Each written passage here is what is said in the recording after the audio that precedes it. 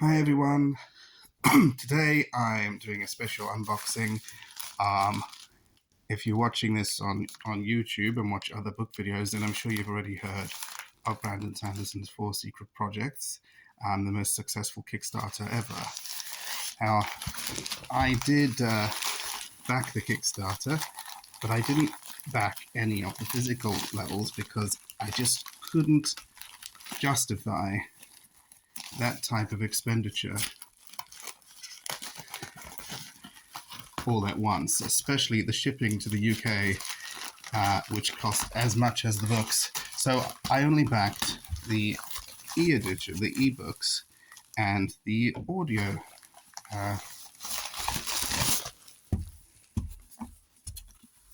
And the audiobooks. And then I read the ebook and listened to the dulcet tones of Michael Kramer reading the audiobook, and I got this itch in my brain that just would not go away. And then I saw some YouTube videos of people opening up their physical copies, and the itch just got worse. And then Brandon Sanderson put up a pre-order for the physical editions on his website, and I just had to scratch that itch, especially after seeing the books and the artwork in the e-edition. And I did pre-order a physical copy. Now, the question is, will I be able to withstand the itch in my brain for the other 3 secret projects? That is a question.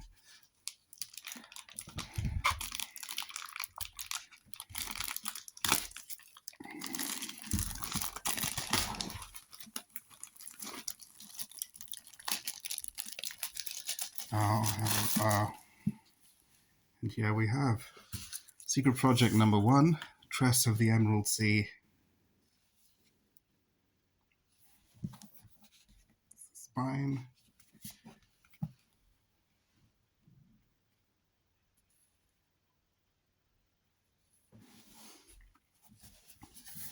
Now, I actually got into Brandon Sanderson quite late. I only discovered him about 2.5 years ago.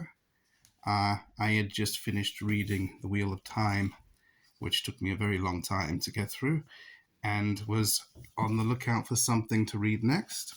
And he had written the last 3 books of The Wheel of Time. I thought, well, let's see what his other books are like. And I had a look to see what people recommended, and I started reading Mistborn. And the next thing I knew, I was completely hooked on the Cosmere.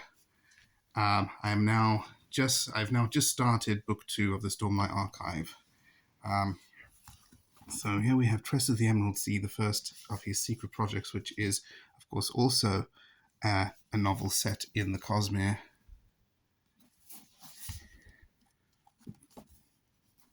We have these lovely end papers with some cups.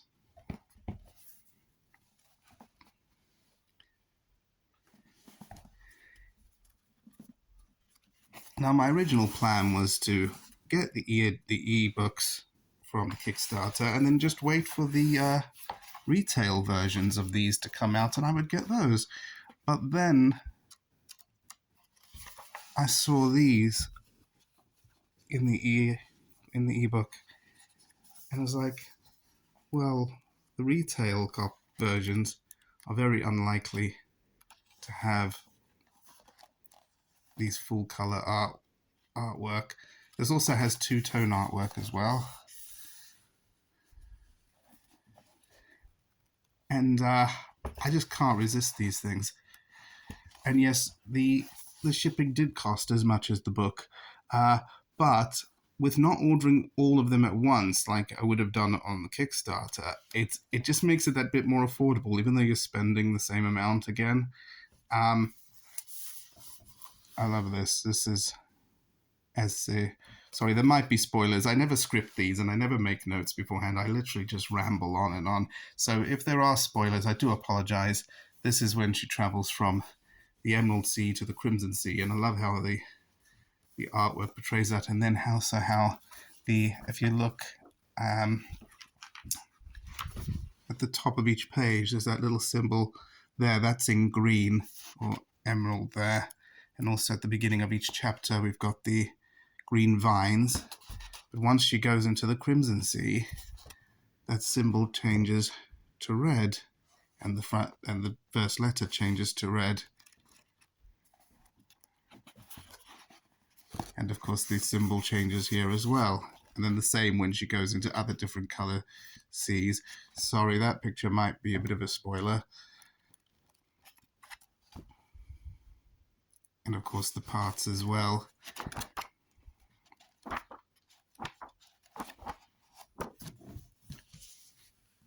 The book is gorgeous, absolutely lovely cover.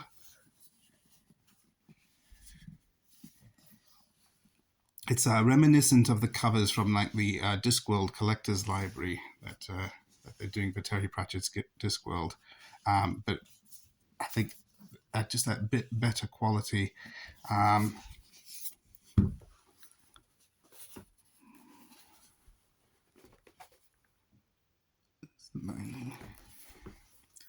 So Tress of the Emerald Sea is a very different story to other books in the Cosmere. It's far more whimsical, more fairy tale-like. It's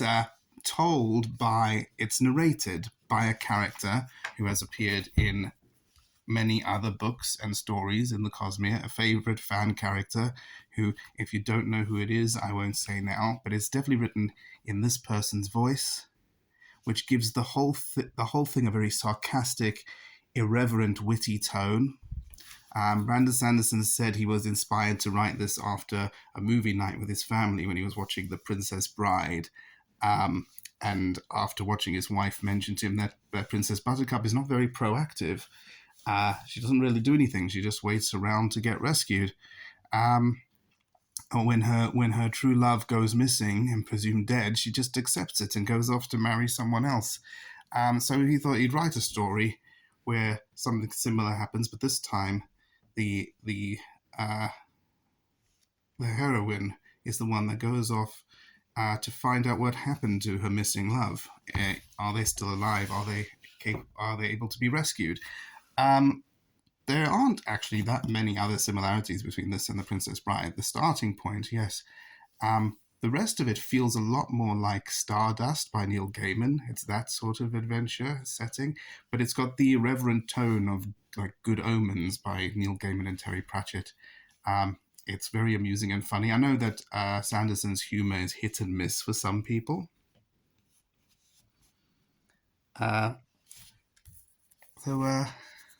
But I tend to find him quite funny. I don't know, maybe it's maybe his humor is a bit British. I don't know, or maybe a bit South African like me. But I tend to find it very funny, particularly in this one. I found it very funny. It's whimsical, it's irreverent, it's witty, it's sarcastic, and it's definitely more of a fairy tale than any of the other books. Now, the question is, would I recommend this as a starting point for people just getting into the Cosmere who've not read any Sanderson's books before, any other Cosmere books before? And it's a difficult one to answer.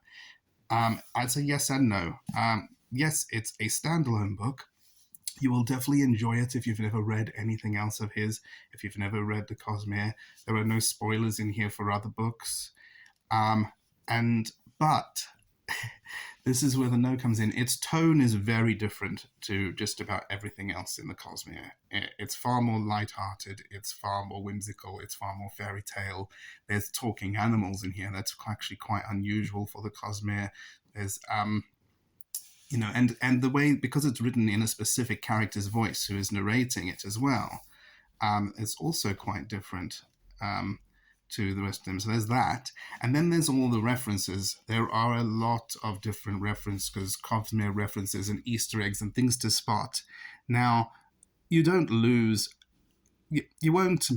much if you don't get every reference. It is a very enjoyable book on its own without having to go, oh, that's a thing from that book and that's from that doesn't matter. But there is something to be said about the thrill you get when you do recognize those things. So 6 of one, half a dozen of the other. Your mileage may vary. You might want to be able to spot those things, and or you might not care about that and you want just a good ripping yarn, an adventure story or fairy tale, in which case I would definitely recommend this. The retail version is out now, which I might get anyway because, to be honest, I'm very scared of damaging this. It might just live on my shelf looking very pretty and beautiful, and I might take it out to show off every now and again. But when I want to sit down and actually read it, where I might, start thumbing pages and creaking open the spine, I might just want a cheaper copy to do that with. Now the question is, will I be getting any more of the secret projects? That depends on the itch in my brain. I've started reading Secret Project number 2, which you might have glanced at the title because there was a sticker sheet hidden in the box here with the title of Secret Project number 2. I hope that no one was going into this hoping to remain spoiler-free on that. And then spotted that and, oh no, what have you done? Okay, so do apologize if that happened, but I've started reading my e-edition of that, and again, listening to Michael Kramer, dulcet tones. And the artwork, again, it does something to my head. I see it and I was like, I need to have it in my hands. So it's out for pre-order now. I'm going to wait a little longer, see how long I can hold out. I'm reading it at the moment. I'm only halfway through, so I haven't made up my mind about the book yet. But you know what? Having all 4 of these sitting on a shelf next to each other would look really, really nice. I'm talking myself into it. Anyway, I hope you enjoyed the video and unboxing and the sort of rambling review. If you did, please give us a like. And if you want to see more of this sort of thing, then subscribe.